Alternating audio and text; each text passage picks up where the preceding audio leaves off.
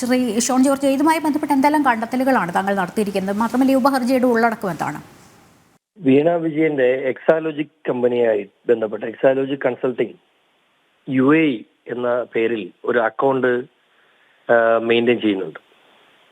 അപ്പോ ആ അക്കൗണ്ടിലേക്ക് കേരളത്തിലെ നമ്മൾ കഴിഞ്ഞ കാലങ്ങളിൽ വിവാദ കമ്പനികളെന്ന് നമ്മൾ വിശേഷിപ്പിക്കുകയും നമ്മൾ കേൾക്കുകയും ചെയ്തിട്ടുള്ള വിവിധ കമ്പനികളിൽ നിന്നും ആ അക്കൗണ്ടിലേക്ക് കോടിക്കണക്കിന് രൂപ പണമായി എത്തിയിട്ടുണ്ട്. അതിന്റെ വിശദാംശങ്ങളാണ് ബഹുമാനപ്പെട്ട ഹൈക്കോടതിയിൽ നാളെ ഞാൻ ഈ അന്വേഷണം ആവശ്യപ്പെട്ടുകൊണ്ട് ഞാൻ കൊടുത്ത ഹർജിയും അന്വേഷണം തടസ്സപ്പെടുത്തണം എന്നാവശ്യപ്പെട്ടുകൊണ്ട് അല്ലെങ്കിൽ ചെയ്യണമെന്ന് ആവശ്യപ്പെട്ടുകൊണ്ട് CMR കമ്പനി കൊടുത്ത ഹർജിയും നാളെ ഹൈക്കോടതിയുടെ പരിഗണനയിൽ വീണ്ടും എത്തുകയാണ്.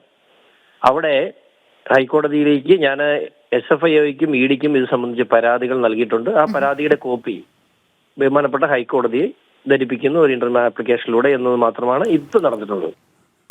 വിശദാംശങ്ങൾ എന്തൊക്കെ വിശദാംശങ്ങൾ കൂടുതലായിട്ടുള്ള കാര്യങ്ങളൊക്കെ 11:30 ഞാൻ എറണാകുളം പ്രസ് ക്ലബ്ബിൽ പത്രസമ്മേളനം വിളിച്ചിട്ടുണ്ട്. കൂടുതൽ വിശദാംശങ്ങൾ പത്രസമ്മേളനത്തിൽ പറയും. ശ്രീ ഷോൺ ജോർജ്, ഒറ്റ കാര്യം കൂടി ചോദിച്ചോട്ടെ. താങ്കൾ വിശദമായ വിവരങ്ങൾ ധരിപ്പിക്കാൻ പത്രസമ്മേളനം വിളിച്ചിട്ടുണ്ട് എന്ന് പറഞ്ഞത് വ്യക്തമായിട്ടുണ്ട്. പക്ഷെ ഒറ്റ കാര്യം കൂടി, ഈ വിവാദത്തിലായ പല കമ്പനികളും വൻ കമ്പനികളെന്ന് പറയുമ്പോൾ അത് ഏതൊക്കെയാണ് എന്ന് ഈ ഘട്ടത്തിൽ വെളിപ്പെടുത്താൻ സാധിക്കുമോ? അതോ അത് പത്രസമ്മേളനത്തിന്റെ ആ ഒരു സമയത്തേക്കായി മാറ്റി വെച്ചിരിക്കുകയാണോ ആ ഒരു വെളിപ്പെടുത്തൽ?